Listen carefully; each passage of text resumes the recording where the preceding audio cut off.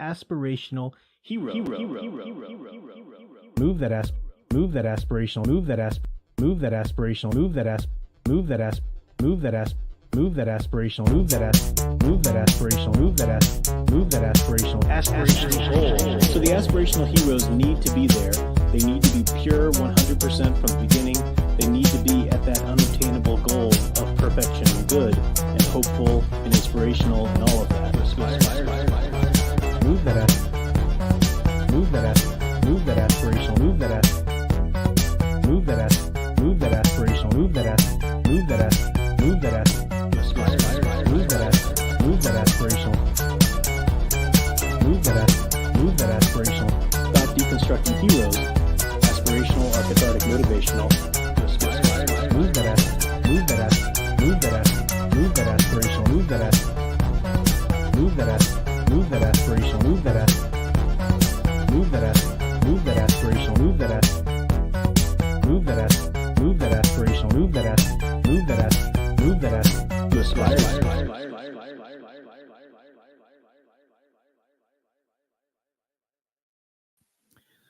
Hello everyone, I'm Professor Geek. Welcome back to the channel and welcome to another Office Hours live stream.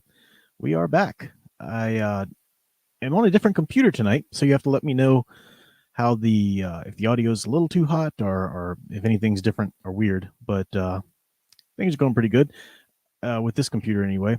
My daughter kind of broke my last computer, sort of. I had my laptop open that I usually use for this. This is my gaming laptop here, and I had the other laptop that I used for streaming and school work and stuff like that, you know, teaching.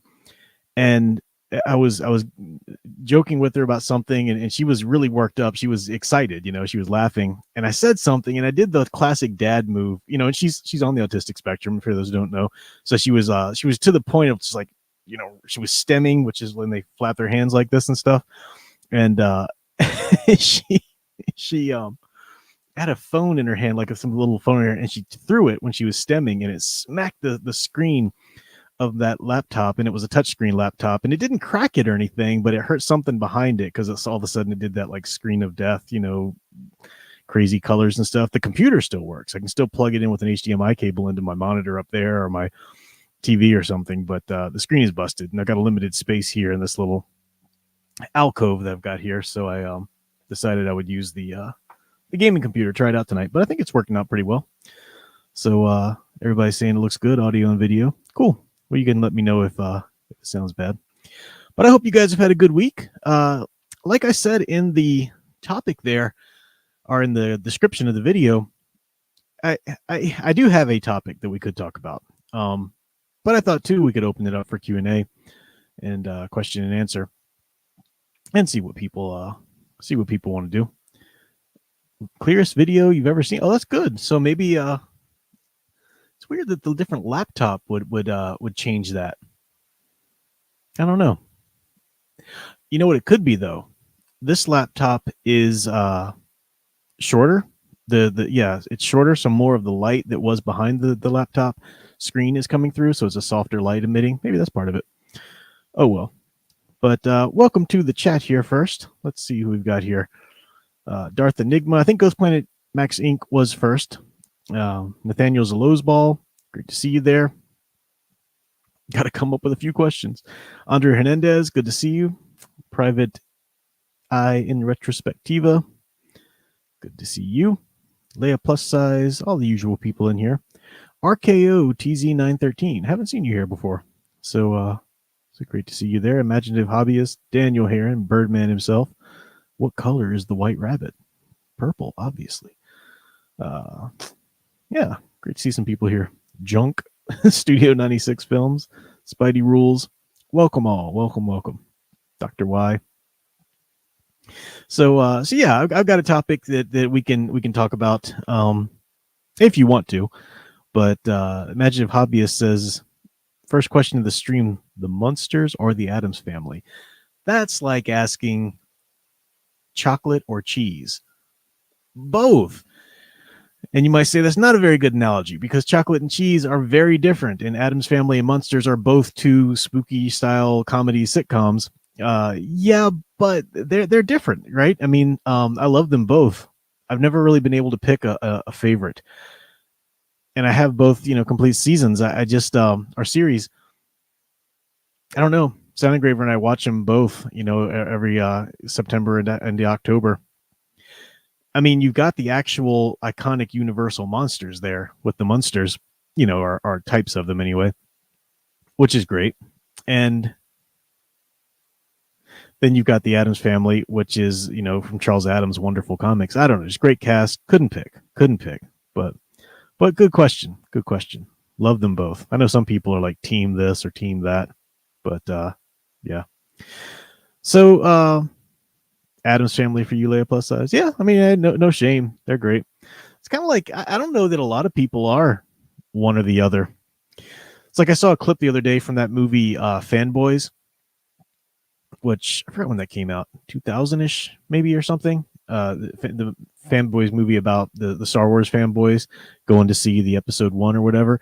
And one of the basic foundations of that movie is that Star Trek fans and Star Wars fans have this animosity toward each other. And maybe that was something like at the very beginning, maybe it was more prevalent in the 80s or something. But ever since I really came into fandom, that's just such an absurd concept to me. Like people are fans, you're going to be fans of both. And maybe you like one more than the other, but I've never known anybody who hates one but loves this one or whatever.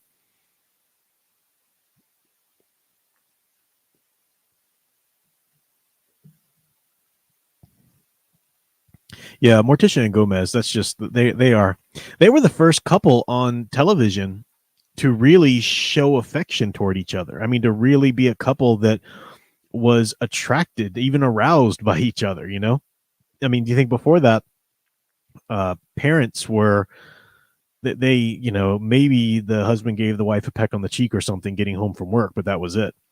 And yeah, Gomez. When I was just meeting Sound Engraver's father for the first time before we were married, I don't know what she was thinking. But she let it slip. She's like, yeah, he's practically Gomez. To her Morticia, Tish, that kind of thing. And her dad was like, I didn't need to hear that. It was funny. Oh, that's a good one, Eldritch fan. If you could write a Universal Monsters cinematic universe, would you do it? Abso-freaking-lutely. That's probably one of the only ones that I would do. People ask a lot, and they ask me all the time, and I know some people like to talk about this. I know Fan Man loves to talk about it. How can we fix DC and Marvel? How can we, and people said, Prof, what would you do? All right, if you're in charge now, what would you do for DC? And I can't answer that question because I'm kind of so beyond that question. I think it's so dead. I mean, I love the DC characters. I'll always love the dear stories that I've, enjoyed. And no one will ever take that from me. But there's no going back and fixing DC and Marvel comics or the DC cinematic universe or the Marvel cinematic universe. There's no fix to it. Culture is so broken right now that there's not a culture that could receive and support any of those incarnations of things, I'm not at all even remotely looking for James Gunn's Superman to be any kind of good. But I hope, hope against hope that might be. But even if it is, it wouldn't mean, there's hope. We're saved. We're going to get some good DC. No, it doesn't. It means that it would mean that one DC movie slipped through that was good. The culture in Hollywood and in the cinema goers' seats isn't there to support or sustain and even receive, a really good, well-crafted universe. But you asked about Universal Monsters. That hasn't been sufficiently deconstructed and crapped all over yet by woke Hollywood. I mean, they've tried and they've certainly started on the bandwagon of it. But I still think there's hope that could be done.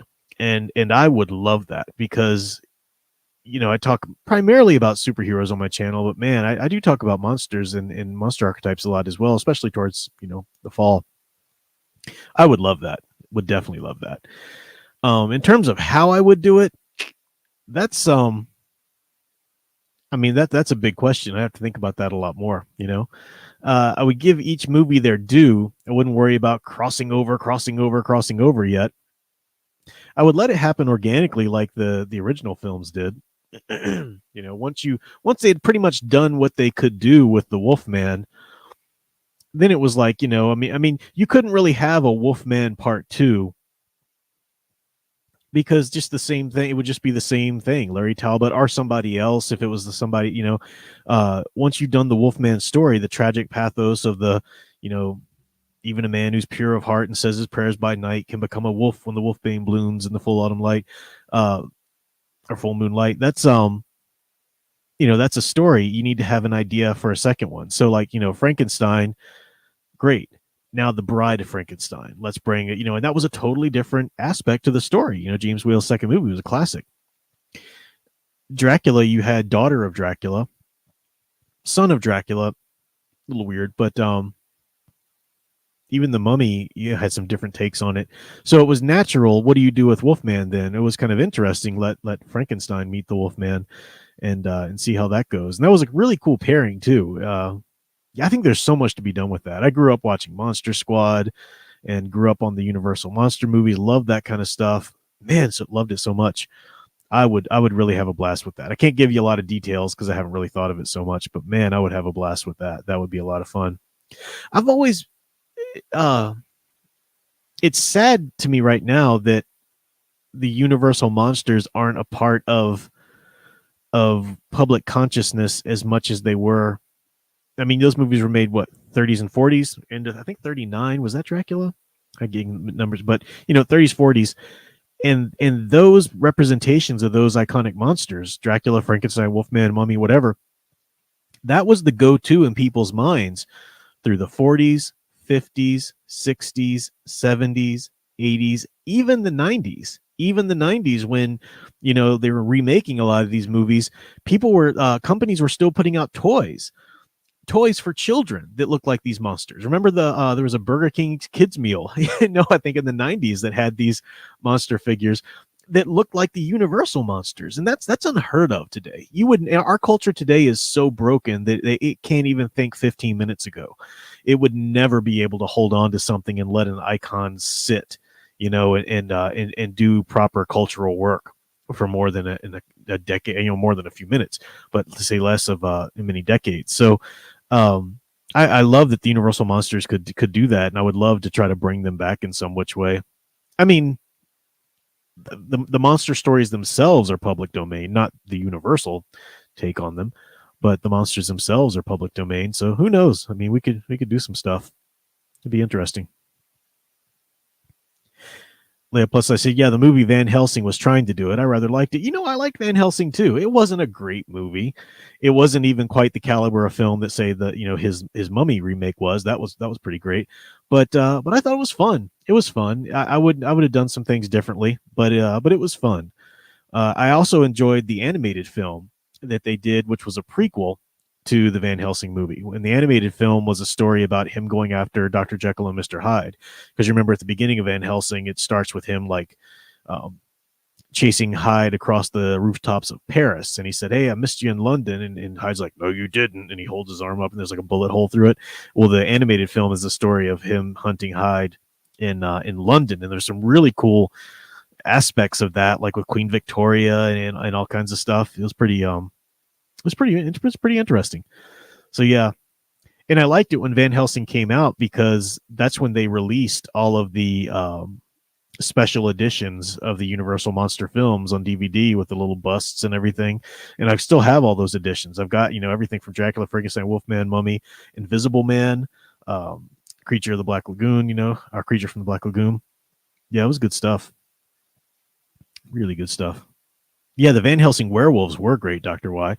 That's what a werewolf should look like. And, I love the Larry Talbot, the Wolfman from the 40s. That was great. It was wonderful.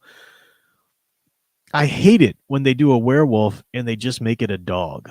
Or if it's too canine-like. Like, I very much appreciated the makeup effects and the special effect, the practical effects that were like in American Werewolf in London or The Howling and stuff like that. That's cool.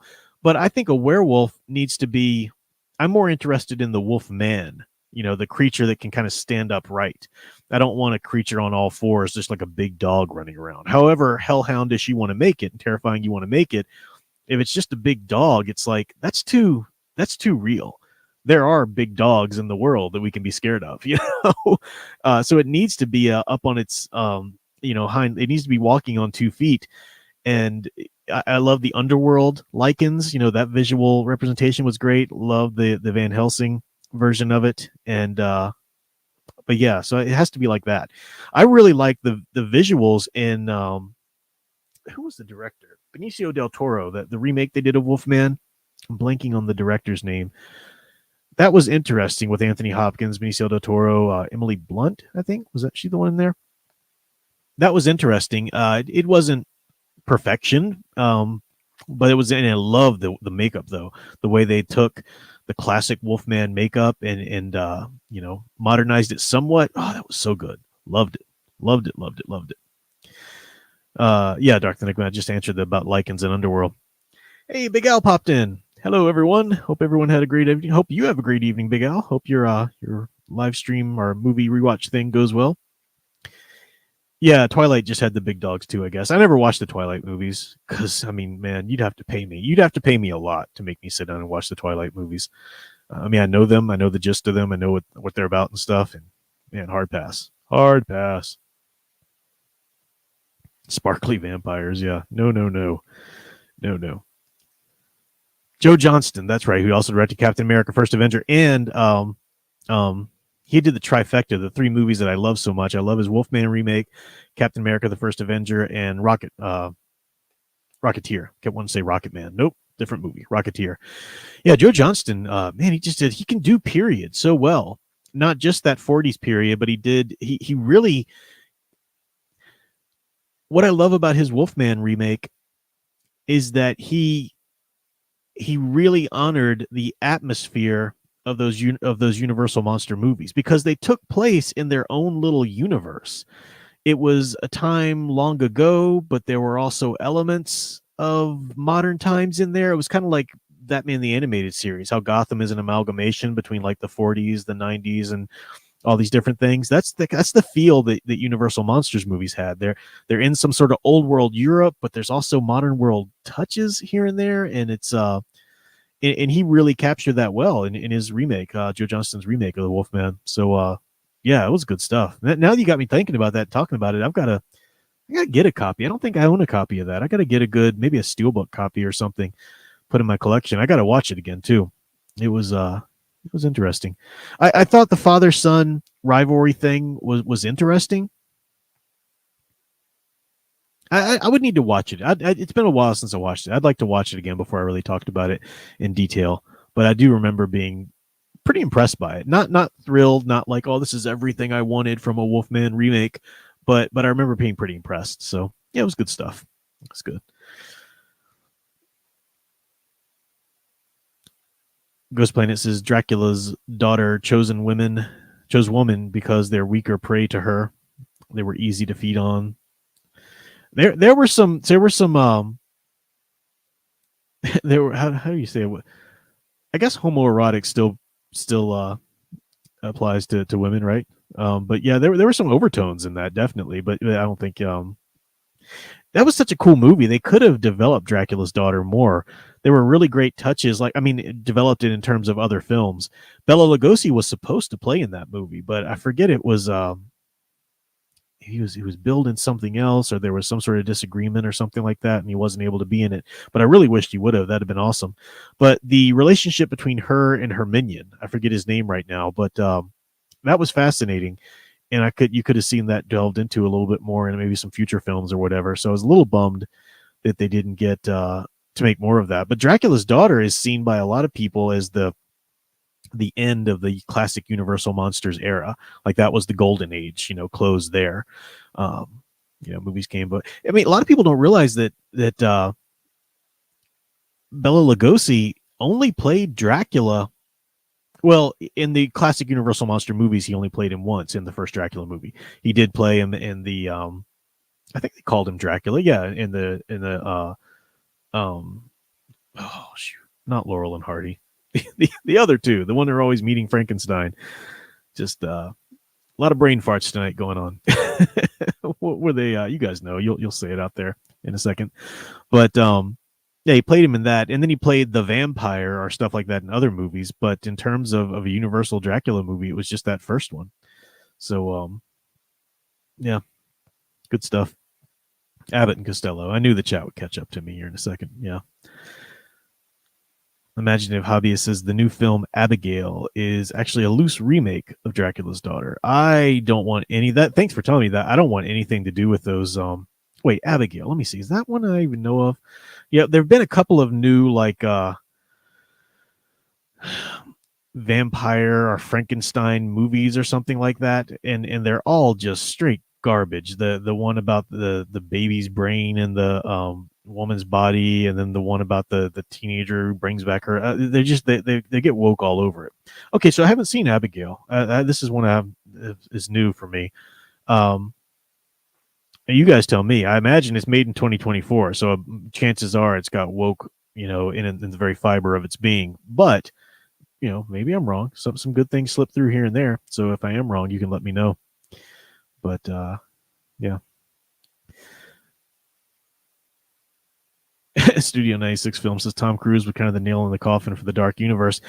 I didn't like his mummy at all, but I wouldn't have called him the nail in the coffin. For me, the nail in the coffin, and I don't even know if this was still Universal, but that garbage Invisible Man movie, or was it Invisible Woman? I'm forgetting which one it was now, but that was that was what said, hey, let's just take monsters now and make them nothing but stand-ins for woke ideology. And the Halloween Abomination came back and was playing into that. So I have not watched I, Frankenstein. I would like to watch that. That's on my list of watches. I actually have a comic signed by Kevin Grievo. I think it's I, Frankenstein. It's some kind of Frankenstein comic. Haven't read that yet either. But yeah, I would like to watch I, Frankenstein. That's got Sean Bean in it, right? Yeah, I was a teenage werewolf. Those are great. And Teenage Frankenstein. Those were good. The Michael Landon's Teenage Werewolf. That was good stuff. Yeah, it would be great to see a dark universe. It would be great to helm a dark universe. I would love that, because I would really try to tap into these characters psychologically, what their appeal is to society and to culture and whatnot. I would really try and tell good, solid stories about that. And the big problem that the Tom Cruise Mummy movie had, a lot of people said, one of the many problems it had was trying to just shove all of the world building in there from the get-go, and that's a problem. I mean, people don't take writing seriously anymore. And by writing, I mean just a writer and a computer screen sitting down, just focusing on the story at hand. Too many people are really good marketers, or they're really good visionaries for world building or whatever, and they let all of that subsume the writer crafting a good story. Just one good story. I don't care what kind of universe you're trying to build. I don't care what kind of world building you're trying to do.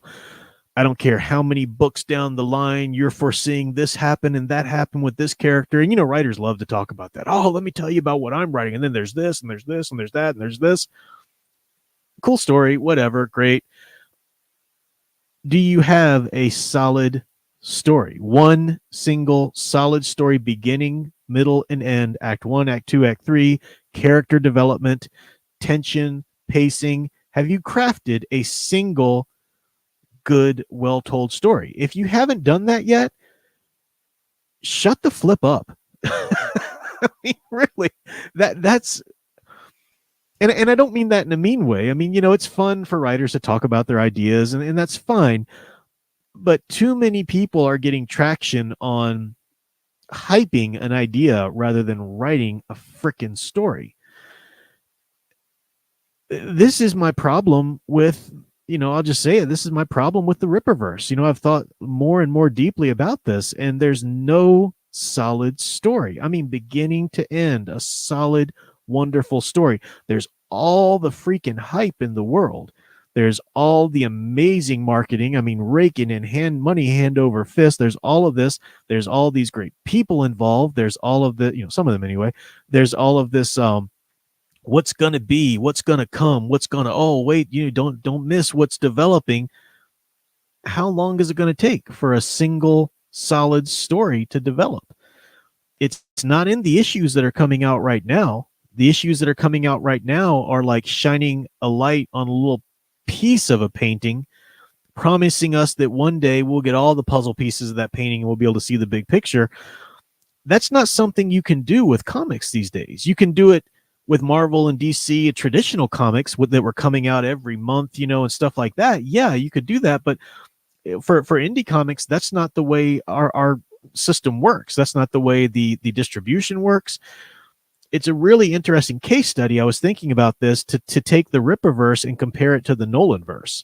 And I think those are the two good ones to compare to, because if you look at other things like Shane Davis or Ethan Van Sciver, they're telling a specific 3 or 4 part story or whatever. They're not building a big shared universe necessarily. But the Nolanverse, Compass Comics Nolanverse, is building a shared universe, and the Ripperverse has tried to build a shared universe. The Nolanverse, each of those books that have come out are solid stories, beginning to end. Some of them are better than others, but from the Chinu to the Aliens at the Alamo, Ghost of Matacumbe Key was amazing. The Joe Frankensteins are wonderful. And at the end of Ghost of Matacumbe Key, we finally start to see really a lot of the connections happen, and it's like, oh, this is a bigger world, and that's how you do it, because he's focused on solid stories. If there are questions left, they're not questions that hurt the story. They're questions that make you curious and more invested in the greater universe. When I look at a Ripperverse story, there are so many questions that hurt my experience of the story. Like, well, wait, well, who is that? Well, why am I supposed to care about that?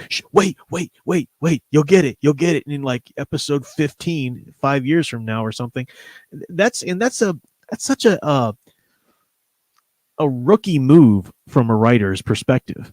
And I'm not calling Chuck Dixon a rookie or Mike Barron a rookie or anybody like that. I'm really laying this at the feet of Eric July himself, because he doesn't strike me as the type of writer who's gotten a lot of editorial feedback before he really put this stuff out there, his greater idea of it anyway.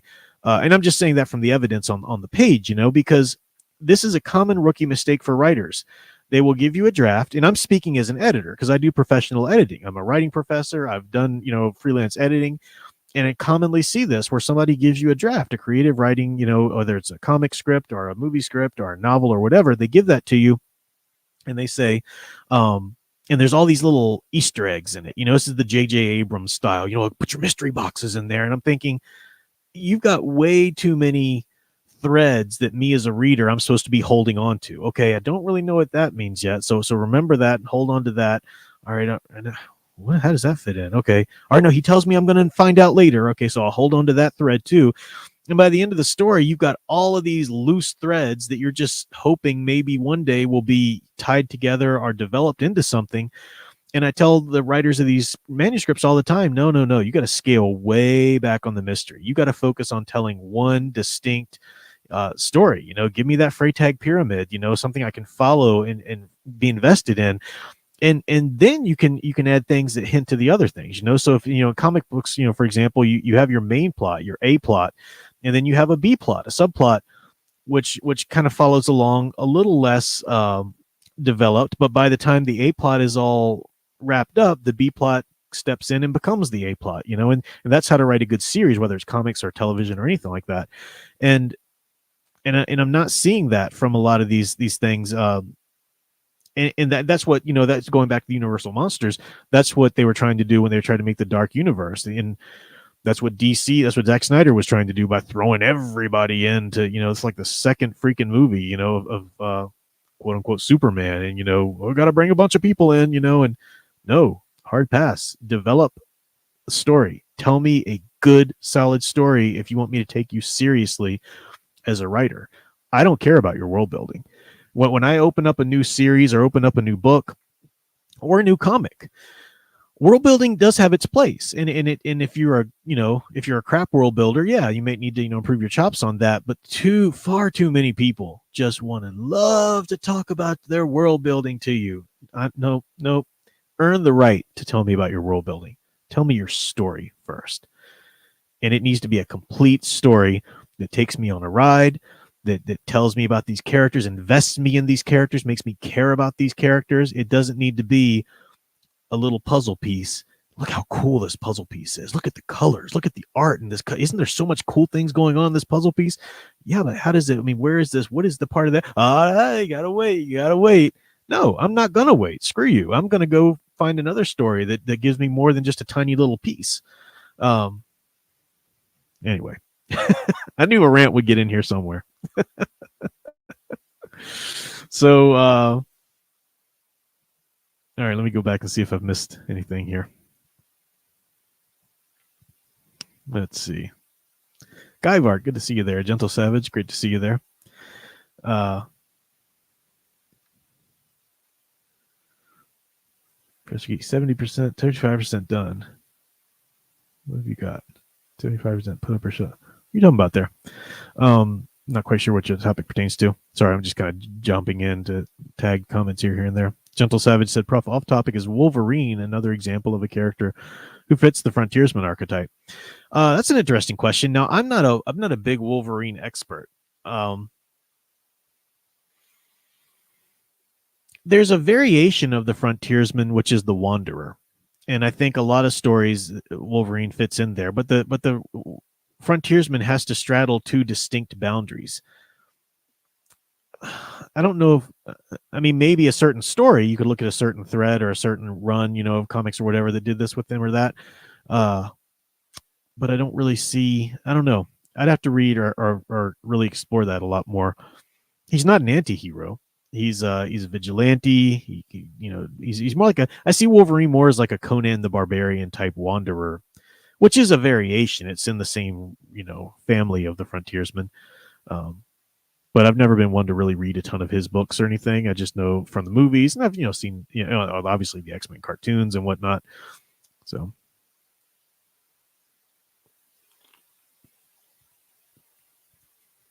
Horde Films is asking about the Nosferatu remake. I don't really know anything about the I know the remake's coming, but I haven't really followed the news of it. He says by Robert Eggers, good director, The Witch, The Lighthouse, really good. But you don't know if it needed a second remake. Yeah, I don't need a Nosferatu remake. If it could be done well, I think. So I'll keep checking it out. I'll keep tabs on it. I know Fanman's really excited, or he's interested in the idea anyway. So yeah, it's heartening.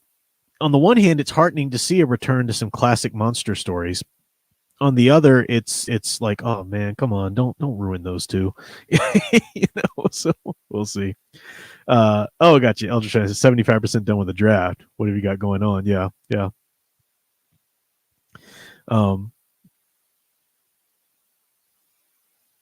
Quit describing what your story is going to be. Do you have a complete story? Yeah, exactly. Do you have a complete story? Yeah, I get it. I get you now. Guyvar, yeah, that Wolverine's definitely a wanderer. Has more in line with the lone wolf type. Lone Wolverine type, I think you mean. In the book Dracula Ghost Planet says Renfield is the right-hand man and his only friend. It's interesting how many tropes the Renfield trope came out of in the book. He's not the Renfield we know in the movies. In fact, Renfield, it's interesting, but he's not the one who was sent there before Harker and all this kind of stuff. He's an insane. He's a patient in an insane asylum. But the Universal movies tapped into so many really cool little iconic aspects of the story. So like Igor, you think of Igor now, you think of the character from Young Frankenstein, who was basically Fritz in the first Frankenstein movie. the character of Igor in the Universal Monster films didn't come until the third Frankenstein movie, who was Bela Lugosi himself, and he was a fascinating character, and he was nothing like the Igor type, henchman, happy to do your will, Dr. Frankenstein. Um, yeah. Dwight Frye, what an amazing actor. I mean, he really did. He did Renfield so great in the first Dracula film. He did Fritz so amazingly in Frankenstein. And Fritz was a cool character too. It was neat to see Fritz as this little. I don't think he was a hunchback. That was he a hunchback? Was Fritz a hunchback in the first Frankenstein movie? I'm having a hard time visualizing it. I see his face, but he was a little kind of put down upon, man, not somebody that would go out and be able to square his, hold his head high or whatever in society. So he was looked down upon, and it was him who was wanting to try to bully and look down upon the creature, taunt him and stuff, which was typical, psychology there. No, I haven't seen Victor Frankenstein with James McAvoy and Daniel Radcliffe. Is that good? I did really enjoy I forget what it's called, but the Frankenstein movie with Sting when he was Dr. Frankenstein, and Clancy Brown, I think, was the creature. That was interesting. That went some places I didn't expect it to go, and I thought that was interesting. This is an interesting change of topic. The imaginative hobbyist says, well, what are your thoughts on the 1999 film Mystery Men? I would say how the superhero movie TV series has gone in the last couple of decades. It has aged very well. I loved Mystery Men. I never read the comics. I know it was based on a team of comics or a team in some comics or whatever, but I thought the movie was hilarious. I still enjoy watching it today. I own it. And what a cast too. William H. Macy, Hank Azaria, Ben Stiller was perfect as Mr. Furious. Paul Rubens, oh, God rest his soul. Paul Rubens was so good in that. That was great. That was great. Yeah, I liked that a lot. I thought that was a lot of fun. Darth Enigma says, I'm good at world building, but I suck at writing. Well, I don't know. I've never read anything you've done, Darth Enigma. So, but let's just say that's really true. Then it's good that you realize that. Okay. And that doesn't mean that there's no hope for you. Because I think I'm just using your comment here as a way to maybe bring a little hope to some people who are thinking, maybe you're thinking, oh crap, I do that all the time. I talk about my stories, but have I actually sat down and written something? Don't be discouraged. Just when I say this, I'm meaning to try to encourage you to sit down and do the writing. Get on the writing. It's great and it's fun to think about the things you're going to write about. It really is. That's fun, and it's great to daydream. But you have to discipline yourself to get one solid story out there. One way to think of it, and maybe some people will better attack it this way, don't think of it so much so in the terms that you have to get a big novel done first and then your world building can come. Think about Tolkien. Tolkien was a world builder. That's all he wanted to do. He was having a blast world building. He stumbled into writing The Hobbit, and then people wanted more stories, more narratives about the hobbits in particular. He was just wanting to write his mythology, write his Silmarillion. That's where he was, his heart was. And it shows in some of his prose. I mean, he's not quite as good of a crafter of a tale as like his contemporary C.S. Lewis was, but he's the better world builder in terms of the lore and the really rich, deep. I mean, I love C.S. Lewis's too, but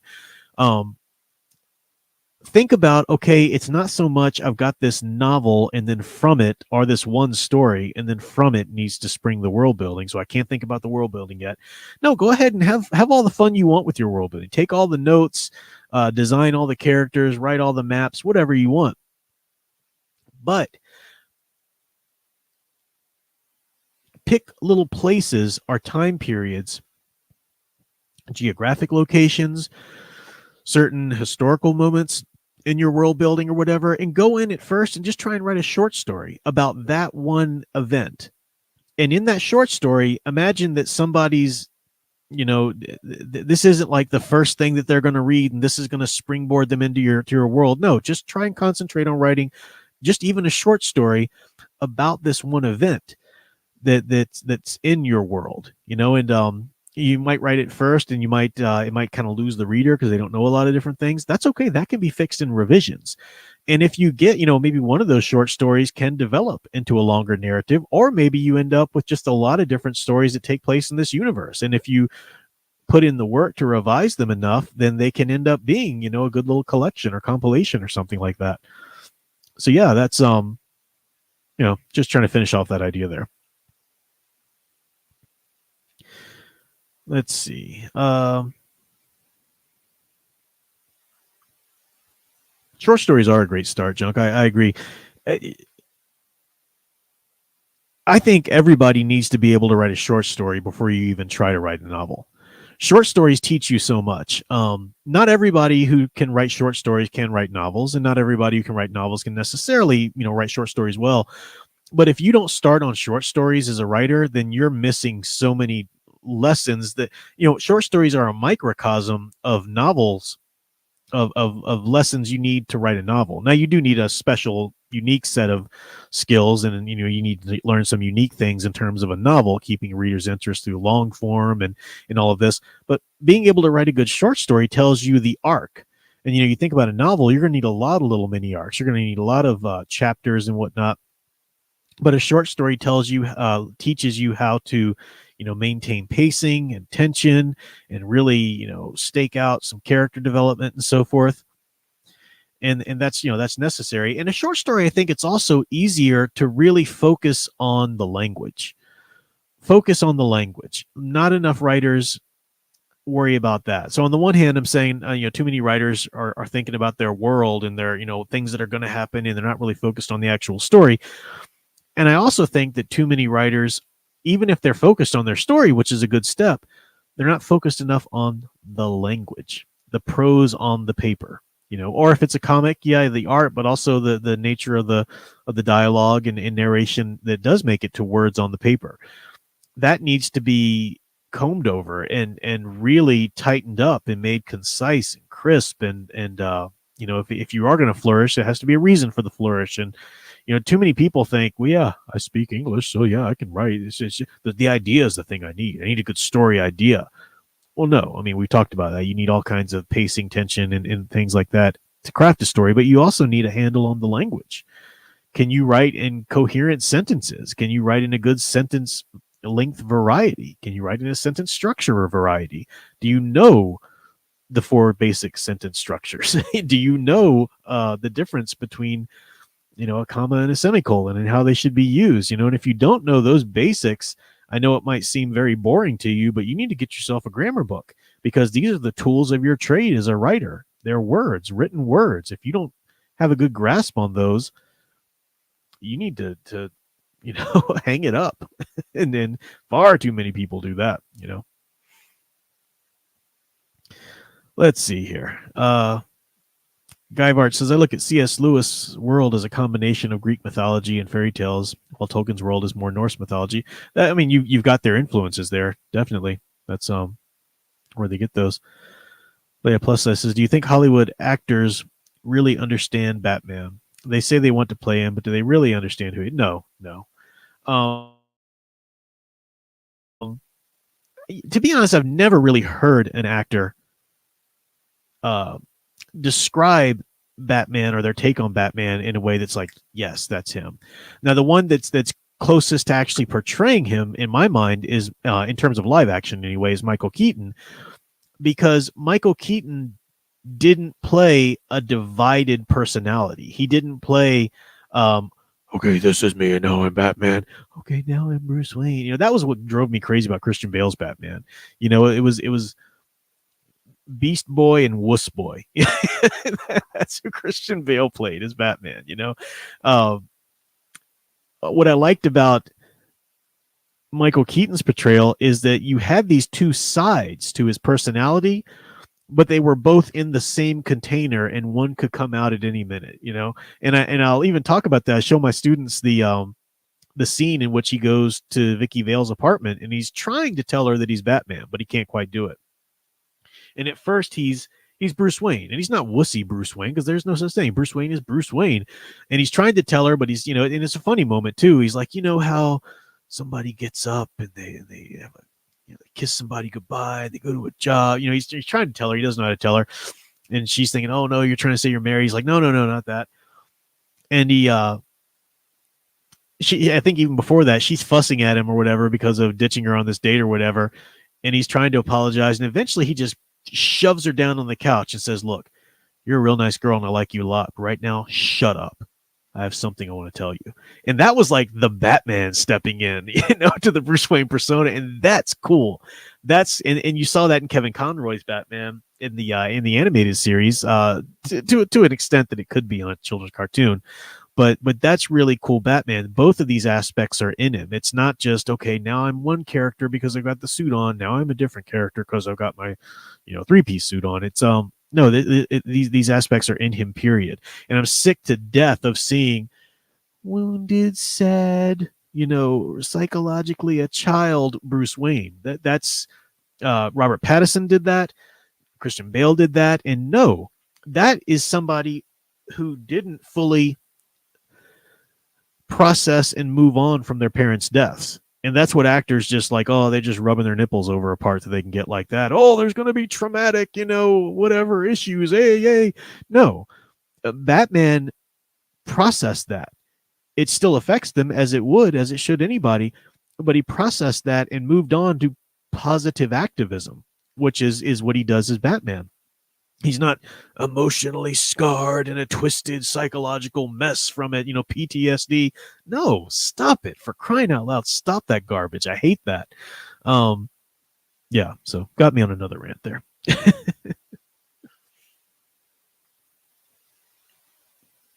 This is an interesting follow-up question. Guy of Art says, how much grammar do one need to know if you're writing a comic or graphic novel? Just as much as you do if you're writing prose. Absolutely. Even though the amount of prose isn't going to make it to the page as it would, a short story or a novel, obviously, it needs to be tight. It needs to be succinct. You need to be able to write in different voices. You need to be able to write in different genres, for those caption boxes, for the dialogue and so forth. You also need to just have, a really good, clear communication to your artist, if you're a writer who's going to a different artist. There is a big difference in terms of how much prose actually makes it to the page, obviously, So, saw my dear sound engraver popping in here. She said, I will always want Vicky Vale's apartment. The coolest place ever. Her apartment was freaking awesome. Again, Anton Furst, the set designer for the first Batman 89 movie, man, he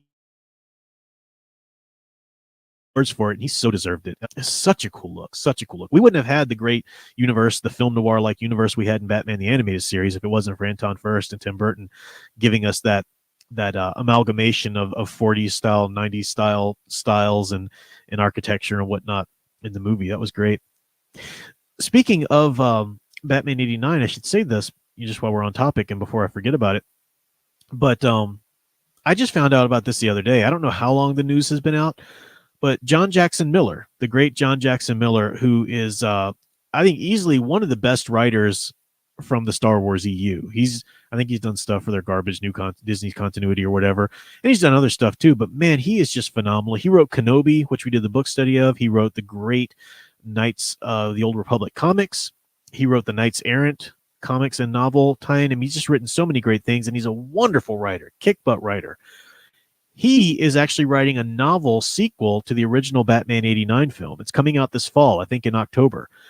And I was really excited to see that because, I did a whole review on how Sam Hamm is doing these comics right now through DC that are supposed to take place like after the Batman Returns and it's in the original Burton verse or whatever. Like, no, it's not. These are garbage comics from the top to bottom. This is nothing but Sam Hamm virtue signaling and trying to preach his social politics. I did a whole review on it. Batman is just a stupid old white man in these movies or in these comics, and he has to be told what's what by the women and the minorities, and he doesn't do any hero work. He literally doesn't do any hero work in the whole first arc of that first book one. He's just a dumb old white man, rich old white man too, because he's extra evil because he's rich, and he has to be shown the light by these it was garbage. It was utterly garbage. And it was such a disappointment because I love the Tim Burton, take on Batman there and, for what it was. And I would have loved to have seen it continued. And especially because Robert Venditti was doing such amazing things for Superman 78. That comic is great. And I was thinking, oh man, now and the art's really cool, in the Sam Hamm's Batman 89. But but man, the story just sucks. I mean, sucks everything straight bottom to top. It's horrible. So the idea that there's another licensed fiction coming out in some which way that takes place in that universe. It's called Batman Resurrection. And I started to read a little bit of the blurb, but I thought, nope, I don't want to. Nope, I just want to experience the story. John Jackson Miller's writing it. I'm in.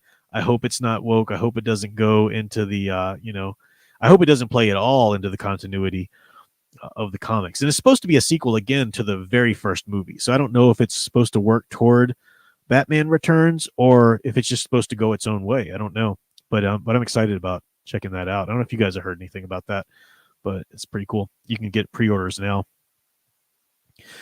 Super chat from Andre Hernandez. Thank you so much, sir. Jumping in here at the towards it, we'll wrap it up the next 10 minutes or so. But so speaking of vampires, I recommend JoJo's Bizarre Adventure Part 1. It's only 9 episodes, and Jonathan Joestar is a good aspirational hero, and the vampire, Dio Brando, is elemental evil villain. I actually really appreciate man, I probably shouldn't say this. You're giving me an anime recommendation, and I'm saying I actually really appreciate that recommendation and how you worded it, but that's a rarity, okay? Usually anime recommendations are freaking annoying, I hate them. Okay. But a lot of people have told me about JoJo's Bizarre Adventure, and I thought, oh, there's something I might check out one day. I didn't know it was vampire. I know it was some monsters or whatever. I didn't know that there's an aspirational and a vampire. It's always kind of been on my list somewhere, but I think you just knocked it up a few rungs in my list of things to check out. So, yeah, interesting. Dr. Y wrote a couple short stories years ago. Keep on those, man. Short stories are the way. Short stories for a writer, even if you really want to be a novel writer or you want to be a comic writer or even scripts, for whatever movies, short stories for a writer, that's hitting the gym every day. I mean, yes, you should be, writing on your manuscript if it's a novel or whatever, regularly, but short stories, you shouldn't go too long. I mean, I don't know what, I'm not going to give you an exact time interval because, I'm not going to prescribe something like that to each individual writer in your style. But short story is something you really should be honing your chops on every so often, whether you do anything with them or not, whether they're just kind of, you're just working on getting a good plot in a timely manner or whatever. And by short stories, I mean short. Don't be one of those people that, well, it's 70 pages, kind of a short story. No, that's a novella. That's a, or whatever. I mean short. Give me a story in no more than 30 pages. I love tales. I love tales in like 10 pages. That's a whole art form on its own, or 20 pages or something like that. But yeah, it's it's like going to the gym. Think about it like that. You haven't quite gotten this many reps up yet, but you're working towards that and stuff. So yeah. And thank you for the super chat too. Again, I appreciate that, Andre. Let's see here. Guyver, any advice on writing an alternative time period? You mean like writing a period piece, like writing a story that takes place back in this and that time? One of the pitfalls that people fall into is they think, let's say somebody's writing a story about a knight in medieval France or whatever, and they think, well, I've got to start thinking how a knight would have thought of things in medieval France, what they would have cared about, how they would have spoken, what they would have done. No. And that might seem counterintuitive, but no. To some degree, you have to know the period. To some degree, you have to know some certain historical things. But you're not writing a story that's going to be read by readers in medieval France. You're writing a story that's going to be read by readers right now, hopefully.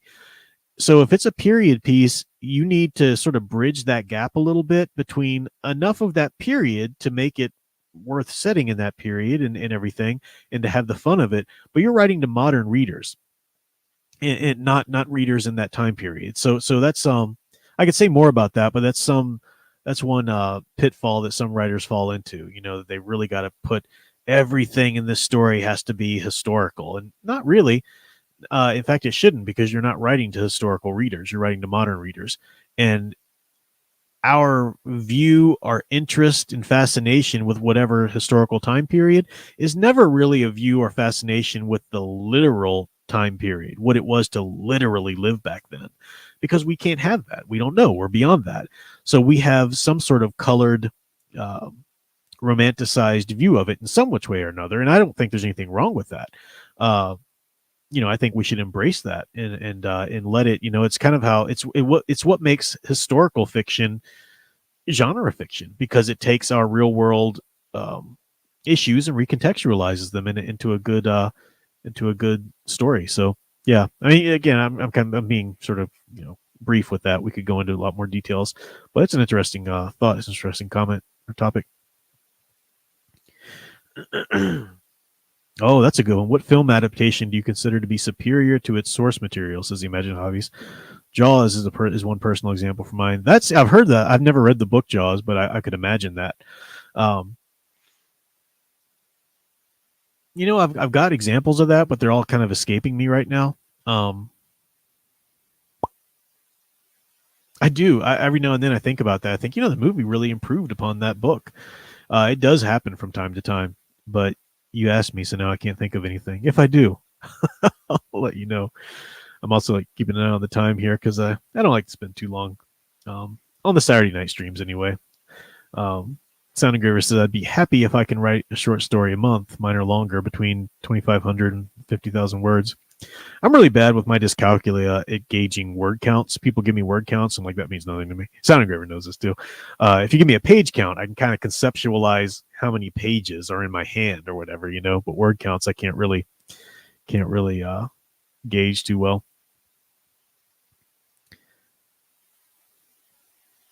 Gentle Savage said, Prof, what archetype would the Doctor from Doctor Who fit in? And I hope this doesn't lose me any fans, but I'm not really a Doctor Who guy. I'm not really a fan. I mean, I don't dislike Doctor Who. I've got nothing against the concept or the long history of it, but I've just never been able to really get into it. So from what little bit I know about it, I know that Doctor Who is, I think he'd be a frontiersman to some degree. His companions kind of keep him grounded in our time to some degree. I mean, I know he visits different, like, was it dimensions or timelines or whatever? I don't know. It's just never really been something that I've been able to really sink my teeth into much. Super chat from Eldridge Fan. Thank you so much. So speaking of writing, Prism is writing the Kenobi series. First episode dropped today. I think Prism is the one you were telling me about that tries to redo, or like they redid the Disney sequel trilogy to try and redeem it or make it better or whatever. That's interesting that they're still going, and that they're going with the Kenobi series. That's interesting. Let's see. Go back to the YouTube there to keep on tabs.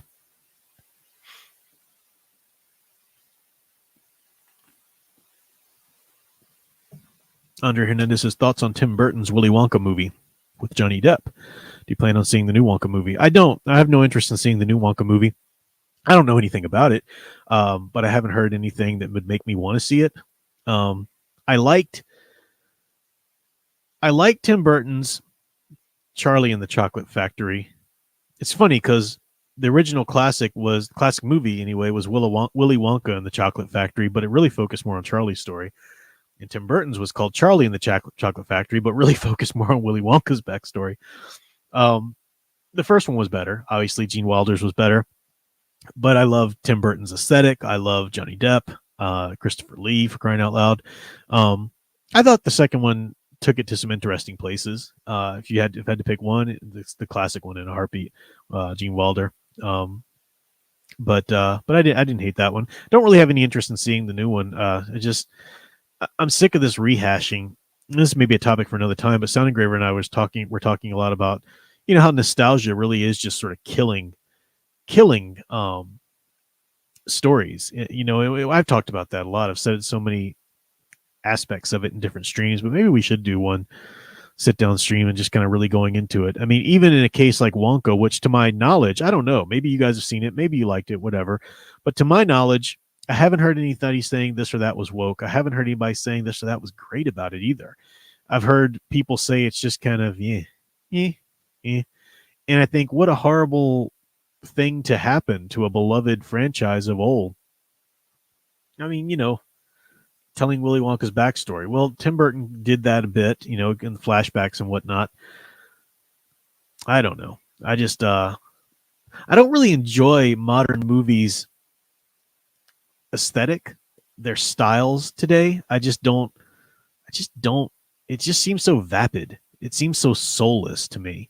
The modern movie look, I mean, movies have different looks from different decades, and it has to do with the kind of films or digital or whatever technology that they used. It has to do with what was popular in terms of the style of the lighting and all this kind of stuff. From every decade, movies just have a different look, and I hate the modern movie look. It just looks just might as well be a computer program. I don't like it. It doesn't mean that I can't or ever will like a movie that comes out today. Obviously I do like this or that movie that slips through here and there, but it means that I'm not really following modern movies or too interested in them in general. I do still need to see the Godzilla X Kong or whatever, which everybody's telling me how amazing that was. I'm sure it is. I still want to see Frozen Empire, just for my own evaluative sake of my own evaluation there. All right. Gonna wrap up here in just a minute or two. Just giving you a heads up. Gentle Savage. No, I watched the first episode or two of Legion, and it was pretty interesting. Al watched it. Al loved it. The first episode or two was pretty darn interesting. I never followed the comics that was in too much, but it was interesting. Never watched any of the Fast and Furious. Imaginative hobbyist. So I don't hate it, but it's never been. It didn't look like something that was really appealing to me, But I know that it has its following, and kind of for good or bad. Tom Spiegel, good to see you. Said, well, you don't need to see Godzilla X Kong. If you've seen enough Saturday morning cartoons, you've seen that movie. Oh, interesting. You're the first person. Is that sort of a negative critique on it? You're the first person that's given me anything like that. Interesting. Yeah. I don't know. Everybody else has been telling me how Godzilla X Kong is just so amazing, so amazing. But again, they're the kaiju nuts anyway, who just are gonna say that. So yeah, I mean, I will watch it because I've enjoyed the MonsterVerse thus far. I do kind of want. I'm leery about it, but I do kind of want to watch that Monarch series that was on Apple TV. I think it scares me because it's on Apple TV. It's a modern TV series, but I really liked everything that Monster Universe had done all the way into Godzilla versus Kong. I don't know. I might give it a shot. I read the comic tie-ins. The novelizations were good. I even read those because I was really enjoying the universe. So, yeah. So yeah, I'll watch these movies. I'll watch those and definitely get back to you about those. Definitely. I am going to go ahead and wrap it up here, though. Okay, so Computer says it was a big visual spectacle, not much going on in the brains department. Oh, okay, interesting. That's a bummer because I felt like one of the things, especially a lot of people were like they didn't like that first Godzilla 2014 movie. I freaking loved it. I get it if you're a Godzilla fan, you want him to show up a lot earlier in the movie. I get that, but I loved the story and I loved Kong Island, Skull Island. I thought King of Monsters was really good. I liked the verses, so I would hope that I would see some sort of deeper resonance in Godzilla X Kong. I'll let you know when I finally watch it. It'd be interesting. Yeah, I do need to watch Godzilla -1. I do. I'm not a Godzilla fan just as Godzilla movies, but everybody said that's a good movie, a good human story to it. So I'll watch it at some point. Eldritch fan, no, I would not put King Kong in a Universal Monsters movie. No. I know it was Universal. That's great. But I think that's just the scale of it is too much. I think these need to be separate. The supernatural monsters need to be separate from the prehistoric monsters. I think that's just mixing genres that it starts to muddy things for me and my interests anyway. But good question. You guys can say what you think about that. But all right, I'm gonna go ahead and wrap it up now. Thank you guys for hanging out. It's always fun to hang out. Sound Engraver is going to be doing a stream tomorrow, probably 5:45ish. I think that's usually when she does one. But yeah, so good hanging out. Usual stream here. I know it was a little bit of an odd one, just kind of a loose, loose loose bag of topics, but I probably got some good cutouts for some good videos, so I will do those. And next week I will try to make sure I have a proper topic for you. Semester's winding down. I'll have a little more time to think and actually prepare something. So we'll do that. But it's always fun to hang out and just sort of, spitball anyway. So thanks for hanging out tonight. Thanks for the engagement. And until next time, keep enjoying and digging deeper into the true blue hero stories or monster stories you love. Thanks for watching.